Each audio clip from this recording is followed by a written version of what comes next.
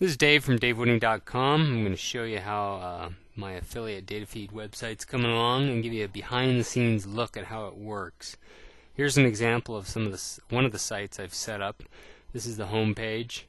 I've got kind of a breadcrumb trail to the index page. There's a search function, the title of the sites here. On the side and actually on the bottom are links to the different categories. Here is a random selection of a item that's for sale, along with a link to buy it with the price, which is also a link to buy it. So let me show you the code that created this. I'm not going to show you the top, but basically we jump into this else statement. We connect to the database. I've got a little timer, keeps track how long it takes. First thing I need to do here is figure out what the categories are. You have a SQL statement, a MySQL select distinct from the category group, order it in ascending, which is basically alphabetical order. Blah blah blah. Start building this variable called category menu, put a div, this, and then go through all the results, grab the title, the URL, the menu, and then start building your things that you want. So there's the title, which is the category. I do a little funky replace if there's any white space, dashes, ampersands, pound, period, double quote, quote. Any of those, I replace it with dash in the URL. And I also lower that, capitalize, and tack on this dash category HTML. So if we go back here, down the address bar, you notice that it says annuals-category.html, easy elegance roses-category.html. All of these have dash category HTML at the end. So that's how I create my categories. And then on the home page, the next thing I do is just randomly go find some item, select everything from the table where the status says it's in stock. This order by rand really isn't necessary. I use it elsewhere. And then limit of 1. After that, the important part here is then I just parse through. I don't need this while loop, but I use it elsewhere, so I kind of just keep it consistent. Give me the product ID, the vendor ID, the title, create the affiliate link, the image, price, description, some other information. I do that fancy preg replace that I mentioned previously. And then basically I build a link and I have the description. I override the title with what the site title is, and that's set up elsewhere. Then close off this thing called description, shut down the connection to the database. Next thing I do is I look for a file called advert.php, which you can put something like Google AdSense in, an email capture form. Open it up, read it in, shove that variable, shove those contents into something called advert. And another feature I have is articles. If there's an article, in this case for the home page, it'd be something like index.txt, I look for it. So if it exists, it's got a txt at the end, and it's less than 10,000 bytes, then let's go do something. Connect to the database, to the articles database, find out, select from the table where the title equals whatever the article is. If it's less than 0, if it's greater than 0, that means, oh, okay, we found it. So give me the article. Else, let's create it, and then we're going to put that article into the database.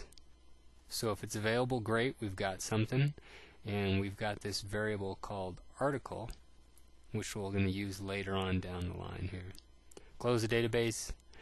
That assumes that all this stuff happened up here, otherwise we just skip over. Then I read in the template, make a bunch of substitutions. Your share sale ID gets substituted, the title, the site title, all these things get replaced. Remember I just mentioned the article variable gets dumped into something called percent article %%.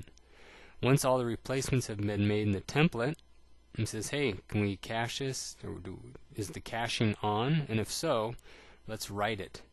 And then just to be safe, I've got these @ symbols in front of everything. Basically it says suppress any errors. So if something goes wrong, just don't mention it to us on the screen. And then finally, print out the results to the page.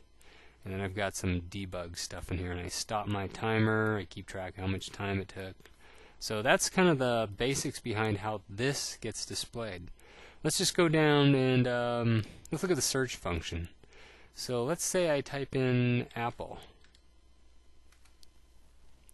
It comes back, it's got the title Apple, and every link in here should have the word apple or some form of it. Apple blossom, pineapple, dappled, pineapple. Everything has the word apple in it. Here's another little thing I'm going to show you. Humidity is a word I found.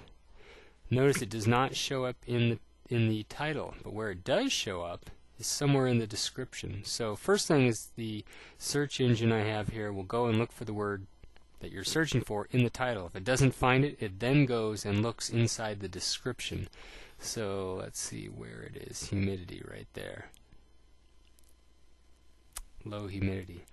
And I'm going to show you a little feature here. Notice that this has a lot of sentences. This has 1, 2, 3 sentences. This has 1, 2 sentences. It has less amount of sentences. And actually down here we show no sentences. Let's go take a look at the code that does that. Here's the if statement I'm kind of interested in. If there's this is set and we're not the index file, or we're actually doing a search. It's not obvious from that, but that is, it's saying if there's a search. Let's go find that post S category. So here's the search function. So again, tell it which table, how many results I want, change this variable. Basically what I go in is I take what we typed in, for instance, humidity, get rid of some strip off the tags if there's any. There shouldn't be. Change everything to lowercase and capitalize the first of each word. And then here's the power that does all that. This SQL statement says select the title, the product ID, description, image link from the table where the title is like what I've asked for.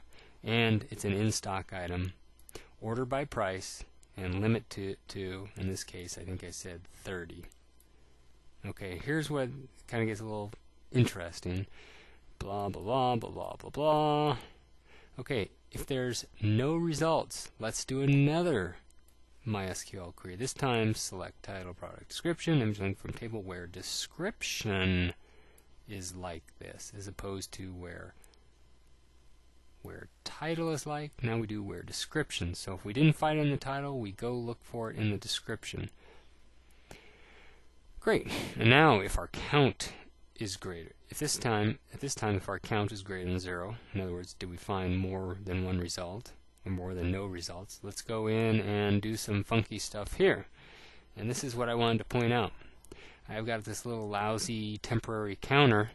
If it's less than 1, in other words, first time through, grab the image, grab the description.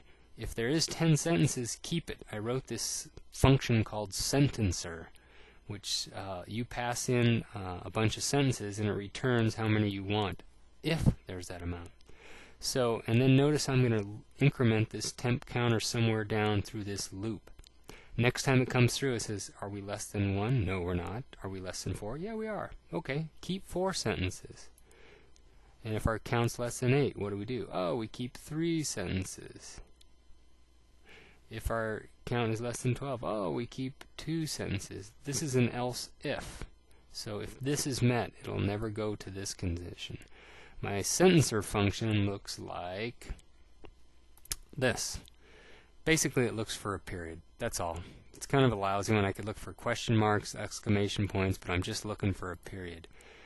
If it finds that, or let me rephrase that, sentences, what the heck am I doing here? If num is less than 1, oh, in other words, if it's less than 1, set it to 1. If num is greater than the number of sentences, then, well, just set it to the number of sentences. If it's less than 2, then just randomly select one sentence and put the period back on.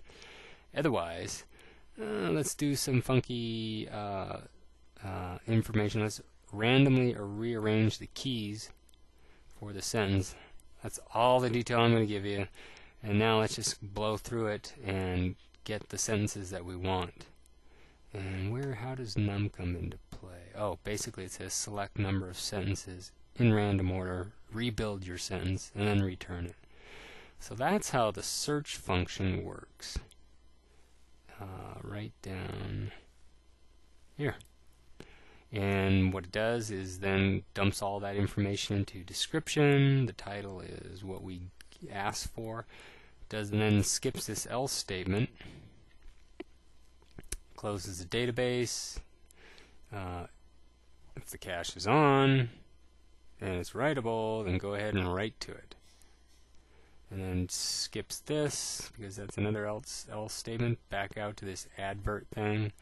Looks for an article. Reads in the template, does the substitution, prints it out.